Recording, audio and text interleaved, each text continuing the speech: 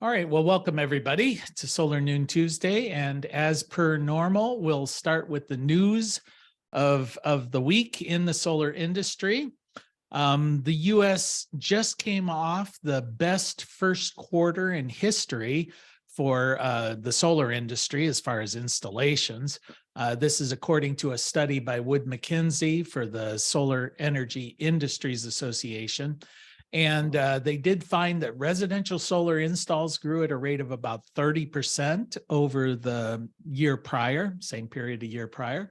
Commercial systems grew by about 12%. And solar accounted for about 54% of all of the electrical generating capacity installed during the first quarter of this year. The reasons for this really can be traced back to the Inflation Reduction Act, the IRA, which has thrown a bunch of incentives out there.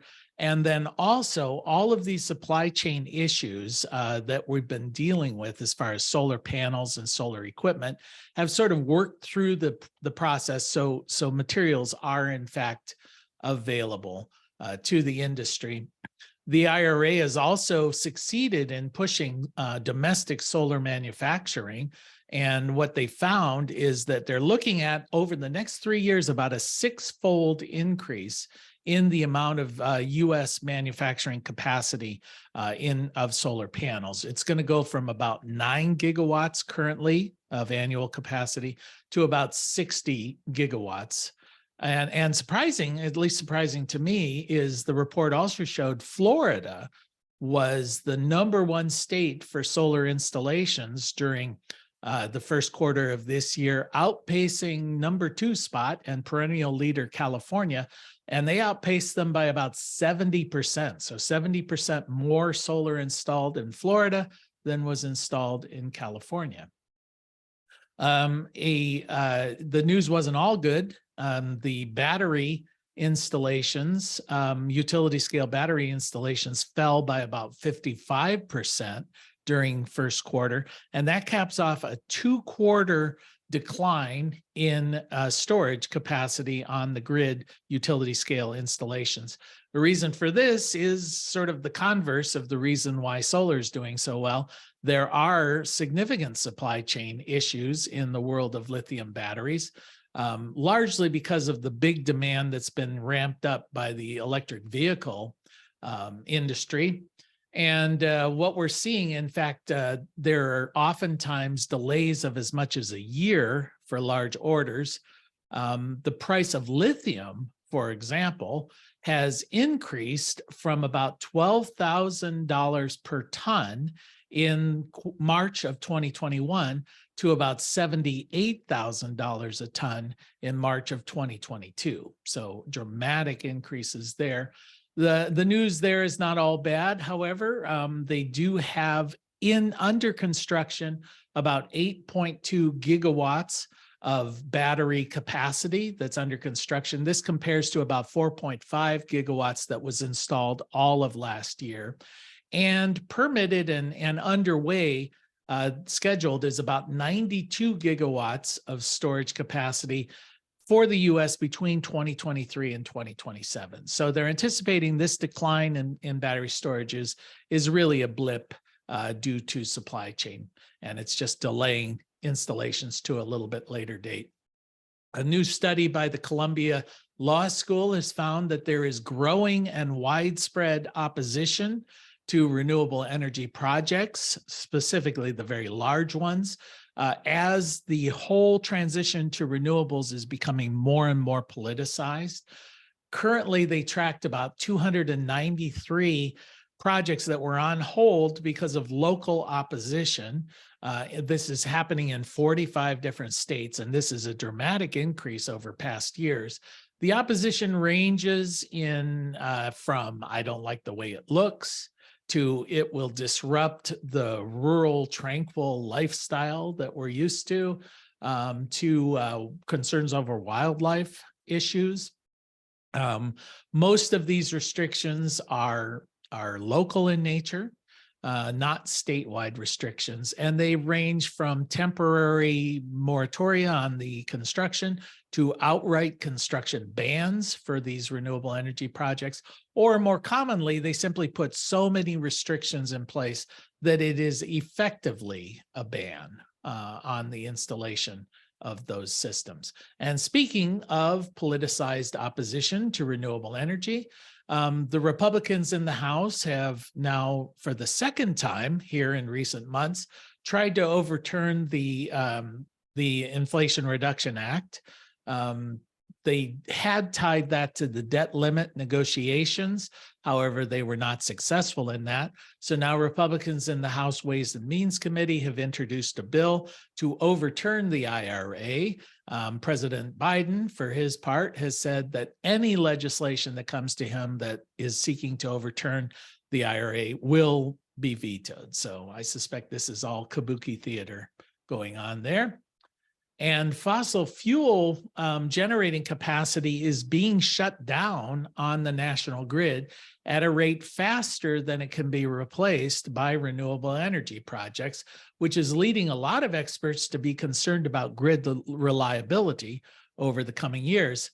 In fact, we are looking at not only at the same time shutting down these power plants, but the demand for electricity is going to increase dramatically.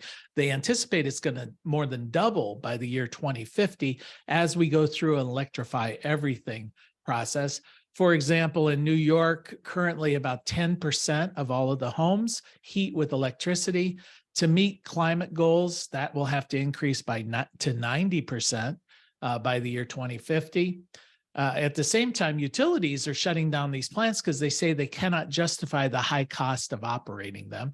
Duke Energy in North Carolina, for example, had a study that found it costs twice as much to operate an existing coal power plant than to build new solar power plants. And a lot of the natural gas power plants are aging out. Currently in 2023, about 98% of all of the power plants that are going to be retired are fossil fuel driven. And there are plans underway to close 173 coal power plants, which represents about 54% of all of the coal power plant generating capacity. That's going to happen over the next several years. So that is the news from the solar industry. Anybody have any questions or anything to add to the news items? Yeah, Jay, I'd love to have your take on what you just presented.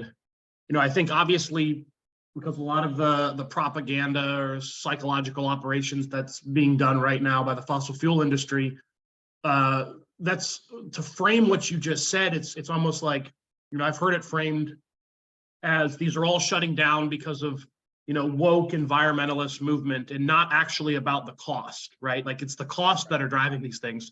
Utility companies are not some, you know, wood fairies, you know, flying around in hippies and trying to, you know, do what's best for the environment. This is purely driven by cost. But a question I had for you was, let's kind of play this out to its logical conclusion. Let's say that this delta exists and we can't bring on renewable capacity to meet utilities shutting down these fossil fuel-based power plants. Do you foresee that speeding up things like microgrids and nanogrids, where if you can't rely on the large grids that we have in this country and you can't have reliable power, how do you see this playing out? Okay, well, that's a good question, Tony, because I mean, unfortunately, if we look at our history, we're usually not very good at solving problems unless there's a crisis. But I really think what we're going to start to see, it always comes to mind those words from Gandhi where, you know, first they ignore you, then they ridicule you, then they attack you, and then you win, you know. Well, we're just in the beginning of the attack phase. And what I see happening here is the power plants are going to be closing down their fossil fuel systems.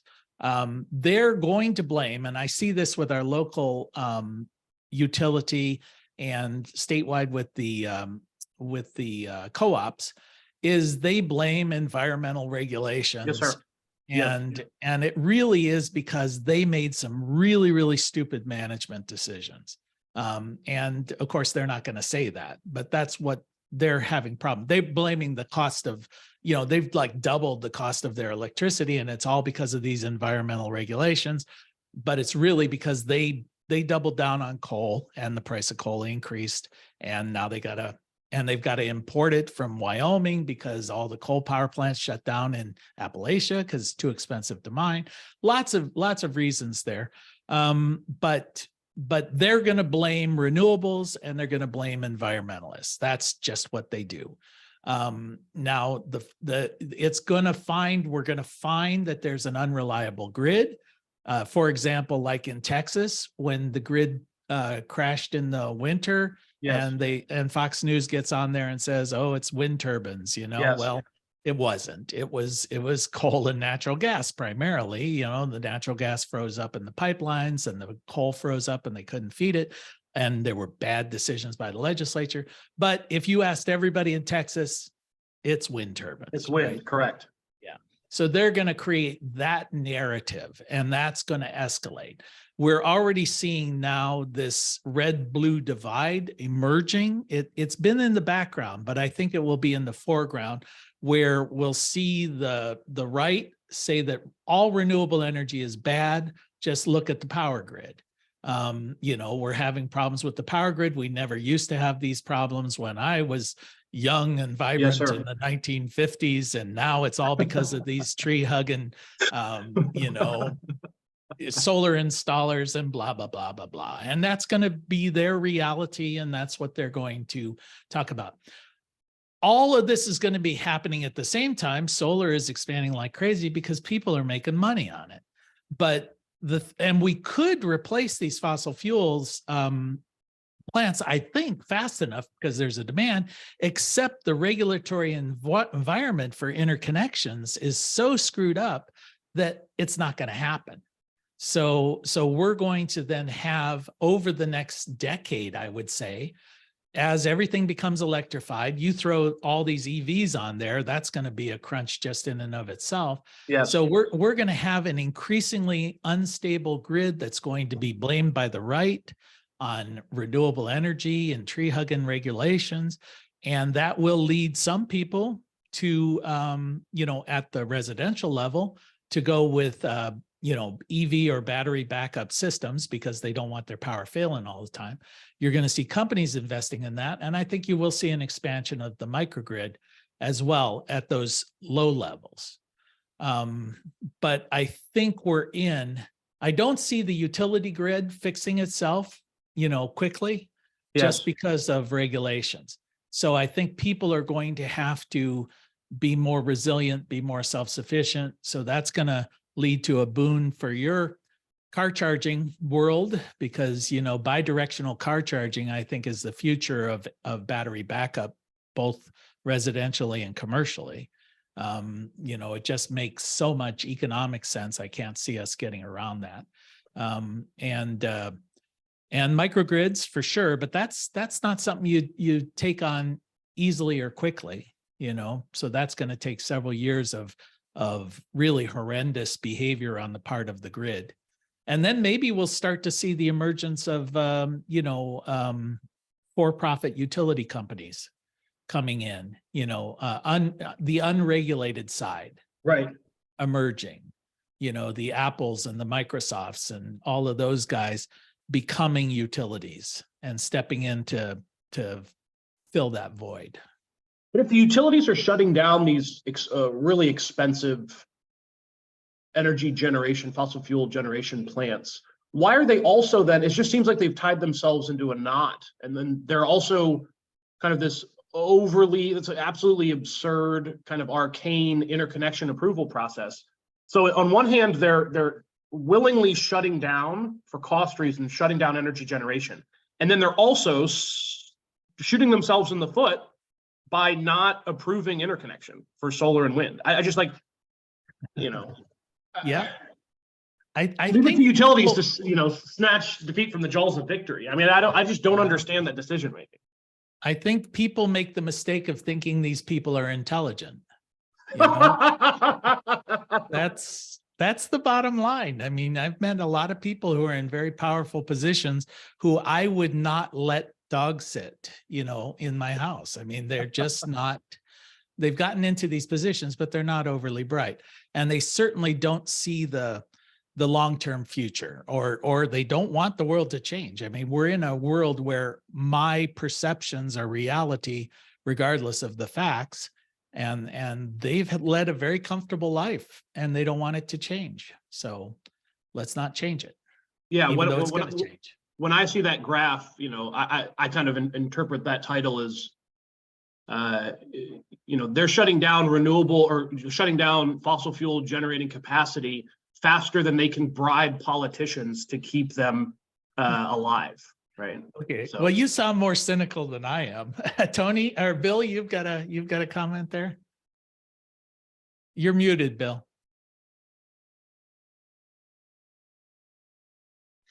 There you go. One of the things that we're seeing in Kansas is that our rural electrics have purchased, they all own part of a central generating plant through the Kansas Electric Power Cooperatives. And this larger generation transmission cooperative is locked into long-term power supply contracts themselves with largely out of state generators. It's similar to other states where, like Tri-State in Colorado, had the same situation. Well, one of the problems that the small local rural electrics have come into is that they found a cooperative down in Arkansas who is willing to build and provide power from 1 megawatt solar arrays around the state.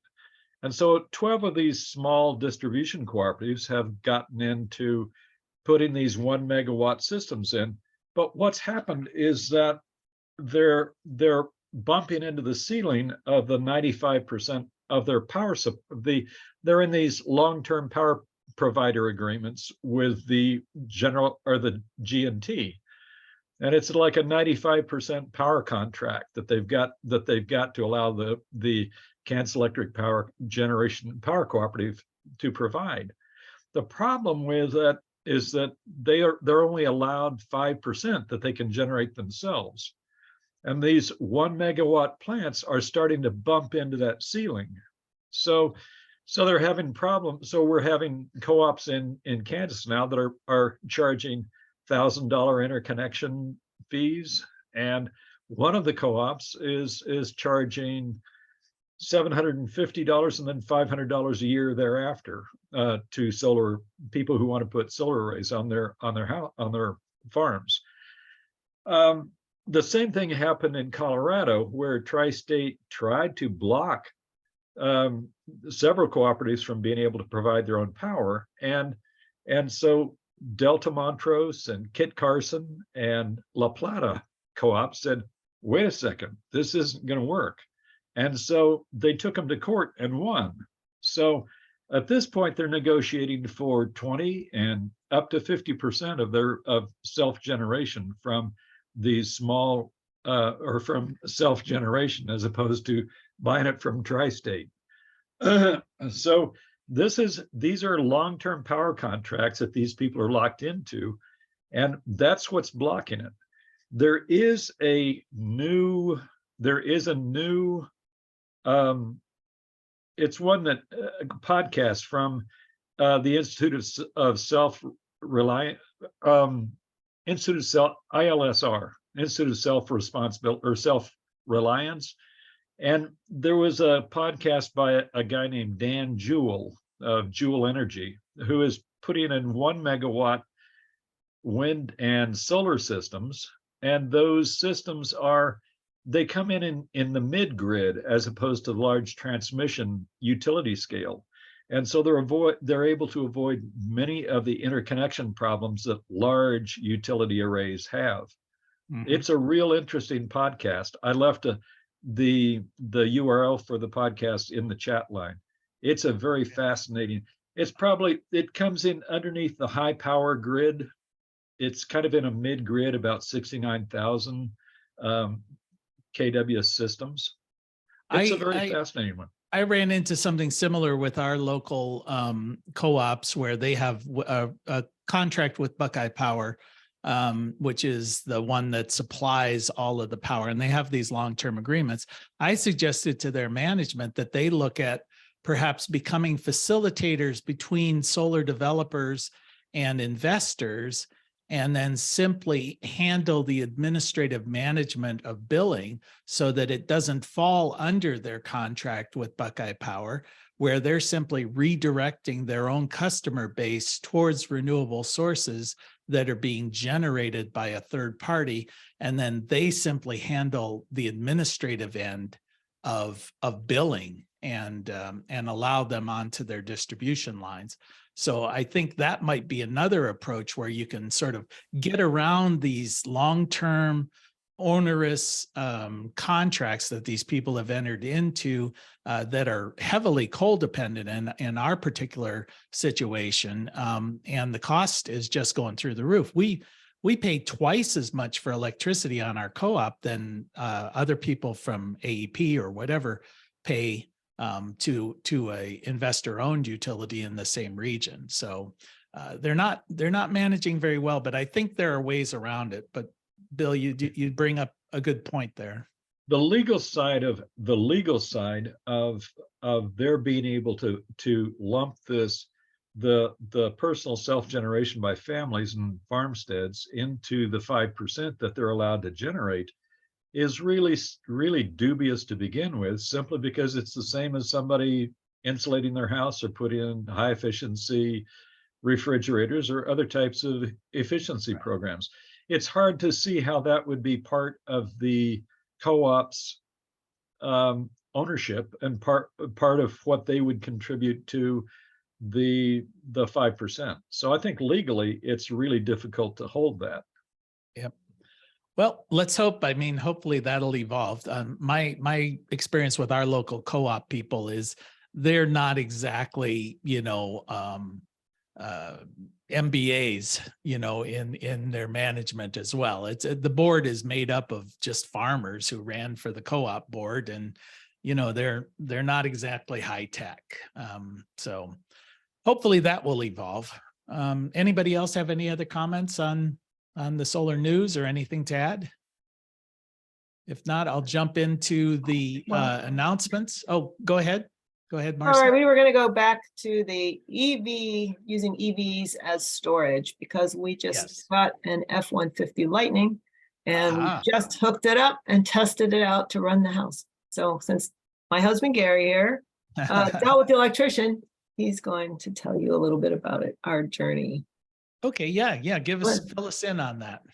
So the F-150, these electric trucks have big batteries, and so you were talking about 98 kilowatt hours in this regular battery size, or 133 kilowatt hours in the larger. So that's 7 to 9 Tesla Powerwalls of battery capacity that you've already bought for mobility and just repurposing it for home backup. So what we did is install, essentially from an electrician's point of view, just a regular generator inlet circuit that you can plug the truck into, or you could plug gas or diesel external generator into to then power our main electric panel. So we did some testing of that, and after working through some ground fault issues, we actually tried it out for a day and learned a few things. One concern was the truck can output either 7.2 kilowatts or 9.6, depending on whether you get an expensive extra cost offering for the 9.6 kilowatt. We didn't do that. We just hooked up a regular generator cable to the 240 volt output in the truck bed that outputs 7.2. And that seems to be fine for actually running our house on all as we normally would without having to cut back. Although we didn't actually test like a heavy air conditioning load, that would be maybe something to check whether that exceeded the 7.2. And a comment from the electrician versus saying, well, what's different about powering your house from a big battery essentially, instead of powering it from an external fossil generator. And he said, well, one thing is that, and we noticed this, the truck has a real-time display when you're powering the house from the truck on what the power consumption is of the house. So overnight, we were pulling about 0.5 kilowatt. During the day, we might be more like, it averaged out kind of like 1.5 kilowatts for daytime usage with appliances and cooking and regular activities, lighting.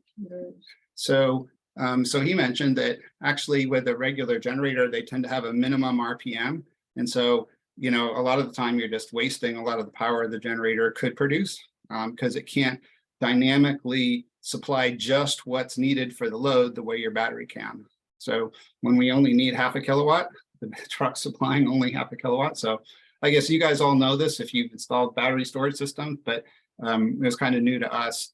And we were trying to do the comparison to, backing up your house from a traditional generator as an alternative to understand it. And of course, with a battery, you just run the inlet in your garage. You don't have to worry about toxic fumes being produced by a fossil generator. You just plug it into the truck and the truck will produce a little bit of, waste heat, I guess. So the garage is a little warmer than it would be otherwise. But that's about it. Does the charging station have an auto disconnect, or do you have to go through like a generator auto disconnect to disconnect from the grid? Right. So the way that works is that Ford, so the vendor of the Lightning truck, actually sells a complete automated transfer system with equipment from both Ford and from Sunrun. And if you buy that system, which costs about $5,000 plus another $2,000 for installation, so if you cough up about $7,000, you'll have a full automatic transfer system that'll, if you happen to like go on vacation and leave your truck plugged in, then if the power goes down when you're out, it'll automatically power the house from the truck while you're gone. And in the truck, you set a reserve level. And so if you had a really extended power outage, then when the truck hits the reserve level, it'll just shut off and not drain your truck battery down all the way to 0. And the way we, set that level is essentially, if we had a truly extended outage, the truck battery will power a house for 2 to 3 days. But if we had a really long outage, what we would do is when the truck battery got low, we would just unplug from the house, drive the truck to the nearest operating DC fast charge station, charge up the truck, drive it back to the house and plug it back in again and get another, 2 to 3 days of power. So did you? So anyway, sorry, I didn't answer your original question completely. So we didn't purchase that $5,000 to $7,000 Sunrun Ford system that was automated. So instead we did the manual approach, which means that if the power goes out from the utility, we plug the truck into the house and go to the main breaker panel. And there's a manual transfer switch where you can only get power from the truck or power from the mains from the utility. You can never have them be switched on at the same time. And that's how we control it. Okay. It sounds like you could use just a regular generator auto disconnect as well, just plugging in the batteries rather than a generator.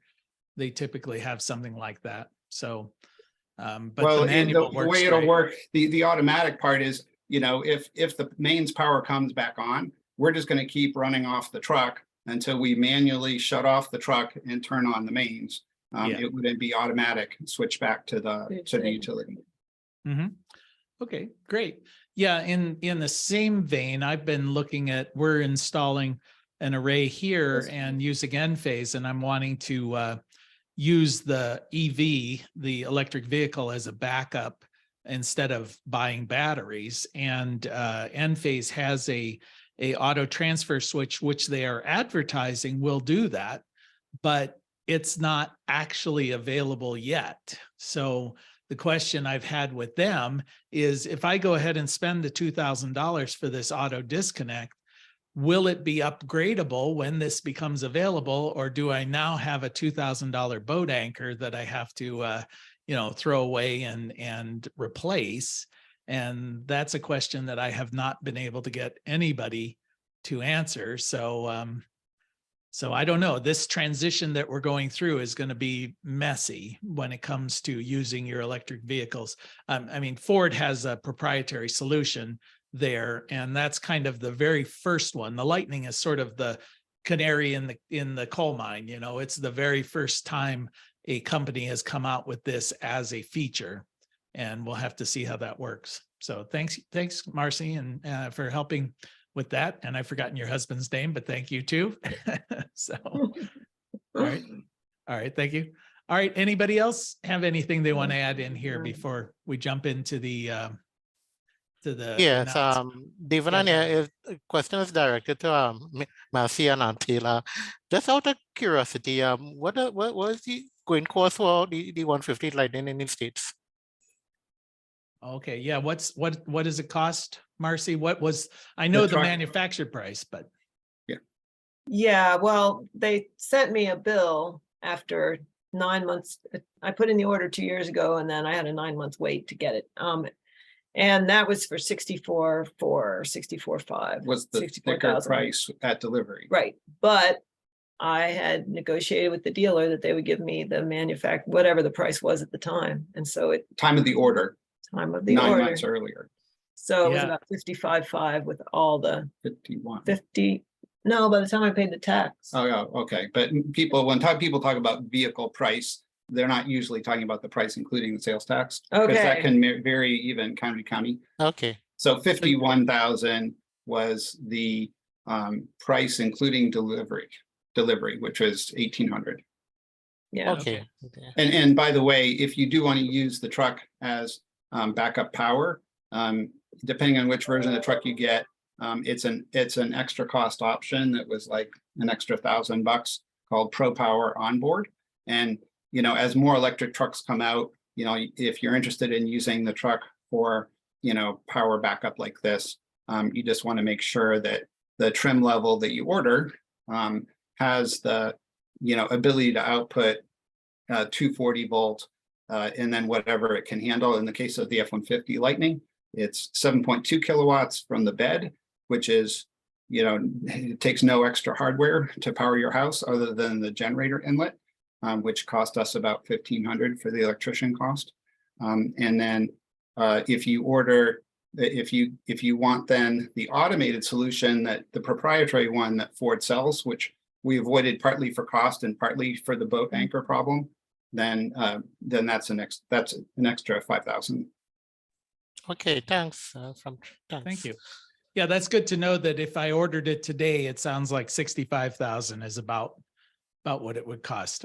I ordered it like I have money, but I'm not going to order it.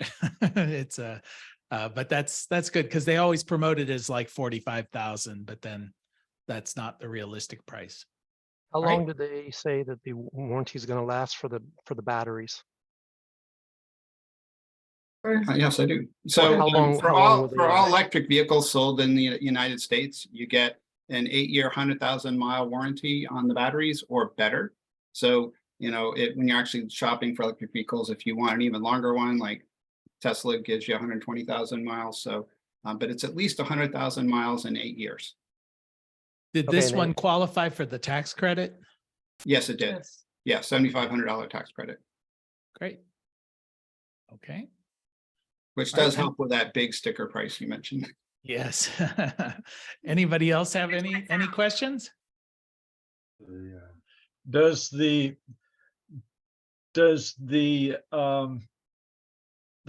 tax credit rotate? Does it, if you can't take it all in the first year, can you rotate it then to the next year? No, it doesn't carry forward. So if you can't use it all, you lose the whatever part you can't use. So if you have any ability to, you know, affect your taxable Okay. income from one year to another, and you don't have a $7,500 federal tax liability, you know, do your best to, you know, bring up enough income to have that much liability to use your full credit if you can. Oh, Thank that's you. strange. That's strange because I know the ITC will roll over. It will, Indeed. yeah. So it's just different for the, you know, it's so arbitrary Thank- how they create the rules for these things. The Thank rules Joe Manchin. for the tax credit Oh. are really Byzantine as it is. So for the Uh-huh. EV tax credit, you have adjusted gross income requirement. The vehicle has requirements like built in North America, and then the battery has requirements for where it's sourced. So it's super complicated. I'll say Gary is the head of Drive Electric Cincinnati. So if you wonder why he knows all these I do things know all these things in great off the detail, top of his but head. I will spare you All all right. the detail. But if anyone has follow-up questions about EVs, I'm happy to answer them. Okay, terrific. Thanks. Interesting. All right. Okay, well, jumping into what's coming up on the agenda here as far as webinars and the like. On June 14th, we have an EV charging webinar there, Speak of the Devil. And that's 1 p.m. Eastern time. As per usual, if you want these things, you can, links to them, you can contact me, but I just recommend Googling it. June 15th, there's one on microgrids coming up from Wood Mackenzie. There's another one about liquid cooled energy storage systems. That's coming up on June 20th. Then there's one on net metering 3.0 and beyond. 3.0 net metering is a California thing. California is dealing with the same reality now that we in the rest of the country have had to deal with, where they're getting paid wholesale versus retail for their net metered, the power they send back. So that's one coming up. There on June 20th, there's a webinar on putting sustainability into practice. Not quite sure what that's going to be focusing on, but that's a good one. 21st is scalability and flexibility. Basically, if you're a solar installation company, how can you outsource a lot of the activities that are going on so that you can build your business, in a rapid way. And June 22nd, Green Energy Ohio is holding a conversation about agrivoltaics. So that's coming up. And I think that's it. That's all that I had in my agenda there of all of the webinars coming up. And it turns out from the discussion that we've been having here, I think this particular focus item is very apropos. What we're talking about here is the trend towards smart electric service panels and load management. So as was just pointed out, when you're hooking up like the Ford Lightning and you're limited to a certain amount of power coming in, then you would certainly want to be able to manage the load to make sure that you don't, overtax the battery. You may find that you're using more power than the battery will provide. So that's one of those issues. So, and again, feel free to jump in as I'm talking on this if something comes up. But why would we need load management or smart service panels? A couple of different reasons. The first one that comes to mind is a lot of customers need to have their service upgraded from 100 amp service up to 200 amp service, for example. A load management process might avoid some of that expense. The average cost of upgrading your service panel, according to what I was able to find online, ranges anywhere from $1,300 to about $3,000. And a study that found, I think this was the General Accounting Office did this, was that about 48 million American homes really should have their service panel upgraded. Those of you who go out and do solar assessments or solar installations, very, very common to find that the electrical panel is just antiquated, will not handle the system. And then that saddles the customer with like a $2,000 bill to get everything up to snuff. So maybe a load management system can avoid that. What is the typical solution when we're installing a system with battery backup of some sort? Well, to this point, it's been essentially to install a critical load panel or a backup load panel, so a sub panel that is then fed by the battery system in the case of a grid outage. And then the main panel is disconnected. And by disconnecting the main panel, you're no longer connected to the grid.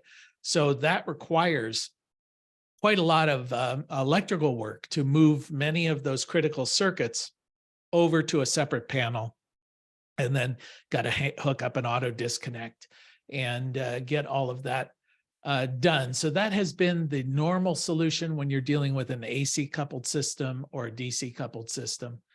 There are other options now out there. The smart panel is the one, and I'll get to that in just a second, but there are also load controllers, and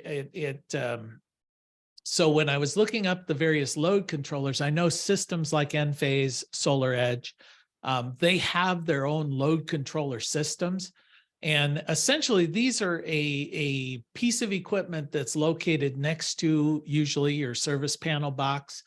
And it then manages how the loads are consumed. It allows you to prioritize some of your loads and cut off consumption. It's usually sets an upper limit for consumption and then trims that based on how you prioritize these circuits so that you don't exceed that capacity. Using the Ford Lightning example, you might have the load management system that does not exceed, it turns off circuits if you're approaching the upper limit of the Lightning's capacity. Same thing with Enphase, same thing with SolarEdge, so that you don't blow out your inverters, you don't, trip the inverters or whatever, or drain your batteries too quickly.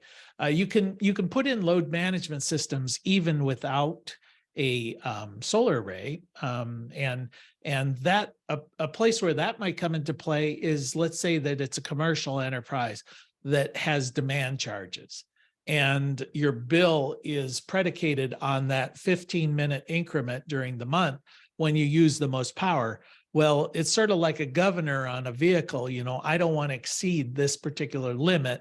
So once I begin to approach that limit so that my electric bill doesn't skyrocket just because people turned on everything all at once, let's prioritize these and manage the load. So that's an option, and it's a less expensive option, but being less expensive, it's also less flexible. Okay, so then we get into smart panels, and the smart panels are something where all of the circuits or many of the circuits are responsive, and this is all about load management. So in a typical circuit breaker box, you may have 20 or 30 circuits in there. I suspect, I don't know this for sure, but I suspect that there are some options out there that will manage all of those circuits. The one that I studied in depth is Lumen, and they only manage 8 of the circuits. And so what they've determined is that within this panel, they're going to intelligently control 8 of these circuits, assuming that your high demand appliances and the like are going to be limited in the range of about 8. So where do these things come in for help, are very helpful? We're moving now as utilities make life more difficult for people with solar, and they're only going to pay you 5 cents, but they're going to charge you 30 cents when you try and buy power from them. Well, then you want to consume as much of the power that you're generating as possible. So you store it in batteries and then you use it rather than send any of your power back to the utility. That's the goal, obviously. Well, these systems will allow you for self-consumption. So it's going to monitor what you're pulling from the grid. It's going to monitor what you have available in your batteries, and you can set these things up to self-consume. If there are demand charges, as I just mentioned, you can limit how much you're drawing from the grid, perhaps offset that with your batteries. All of these are programmable that way. If you have time of day pricing, you can program so that your system during high cost periods, use your battery. During low cost periods, use the grid. And during outages, the system will monitor the battery levels. And what this means is, because the load is being managed, when you're sizing a system for a grid tied system that has battery backup, you don't want to undersize the battery bank. So oftentimes people oversize it. You're spending money for things that perhaps you didn't need. If you had intelligence from the load end, you could minimize the cost of your battery bank system, and you could be a little less precise in your design. And as I mentioned before, you could avoid some panel upgrades perhaps. So how would this work? What would be the loads that are typically going to be managed? Well, heating and air conditioning, hot water heaters, electric vehicle charging, pool pumps, must be California, dryers, ranges, things like that. And they typically tend to discount some of the very low energy demand loads like lights, the various electronics that might be in the house. These are very low. So they could just assume they're always on. They're not going to impact your system very much. So it really is just kind of saying, when can I turn off my air conditioner? When can I turn off my hot water heater? My EV charging certainly is something that's flexible and the like. So all of these systems typically have some sort of phone or computer interface where you can jump in, you can prioritize the loads. In this case, with the Lumen system, they had 3 settings. They had one which were considered essential loads, which mean they're always going to be on, assuming there's any capacity in the battery bank to meet them. Then you have undesired loads. These are the ones that if the grid goes down, just turn off. I don't care, and that might be things like your hot water heater might be a good example on that. And then there's optional. And the optional ones, the system is smart enough to keep those on while there's power available from your battery backup system. And then it can monitor how quickly the batteries are draining, and it will adjust those based on the priority levels that have been set there. So that's a nice feature there that you can essentially monitor and coordinate and deal with all of your loads. They also pointed out that during a power outage, for example, the apps are such that you could jump in and change the priority settings manually while this event is going on. So if it seems like this is going to be a long-term thing, maybe you want to turn off more things than you had anticipated. The downside on this is that they are definitely pricey. I looked up some of them as far as cost. The Lumen Smart Panel is $3,500 more or less. That's before installation. Then this other one there that I've got, I can't read which one that is, but it was about $4,500. Oh, that's the span system. And then there was another one called Pulse that was around $5,000. Schneider Electric has one for about $3,000. So just for the service panel, right? Not for the installation. So these things are very expensive, but they do qualify for the investment tax credit as part of an energy upgrade installation. So, mitigates it somewhat, and certainly would mitigate it if you're a commercial property in a fossil fuel area, for example, like state of West Virginia, thanks to Joe Manchin, right, Marcy? That qualifies for an extra 10%.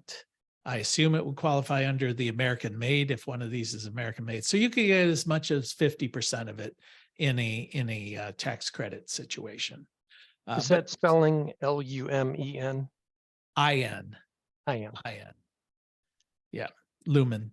There's a nice webinar on that, by the way. If you look that up, it'll give you all the installation details. I watched that thing and the more they got into it and the more they told me how simple it was, the more I realized I do not want to be an electrician trying to hook one of those things up, because it seemed not simple to me. So then there's another option when you start talking about Plugload controls. And essentially these are just wirelessly managed outlets. And this is maybe the poor man's approach to load management. These plugs are available from a number of vendors, and price-wise, they were not that much different than a GFCI outlet, in the $20, $30, $40 range for each of these outlets. There's a little symbol that's on each of these outlets. It looks like sort of an on button that you see on computers or whatever. That is designating that they are in fact connected into the Wi-Fi. And there have been a number of studies by the GSA, for example, that found that when these plugs were used in an office environment, they were able to conserve about 25% of the electricity at the workstation level, about 50% at some of the kitchen and copier room type situations. And you can set these things to be managed either scheduling, so sort of like a hot water heater timer kind of thing. Let's keep this turned on during this period, turn it off during that period. You can manage it that way. Or they can sense, some of them can sense if the building is occupied or if the room is occupied. I'm not quite sure how they do that, whether it's through motion sensors or some other management process, but the occupancy thing is something that's there. And the government study showed that that we're anticipating these loads are simply going to increase in a workplace environment. Currently in the neighborhood of about 40% of all of the loads in an office building are plug-in loads versus now they're saying it'll approach 50% in just a few years. So that's an option that's available out there. I have used some of these. I know Wise has a real rudimentary one, and it's kind of nice. You can turn them on and off remotely from your phone. We have them for some outdoor lighting. So if you're driving back in your car and you want to turn on the outside lights, you can just get on the phone and turn on the outside lights so you're pulling in and it's not dark. Anyway, so that's some of the load management options that are out there. Does anybody have any questions or anything to add to that? Jay, is there any kind of standards or code requirement for these smart panels? I believe so. I mean, I didn't research it that closely, but I did see in some of the articles about these smart plugs that they did reference some NEC codes and what was required on those. But I would have to believe that this is an emerging area within standards and codes. Anybody else?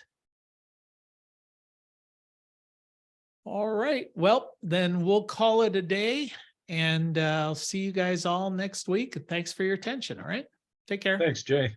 All right, bye-bye.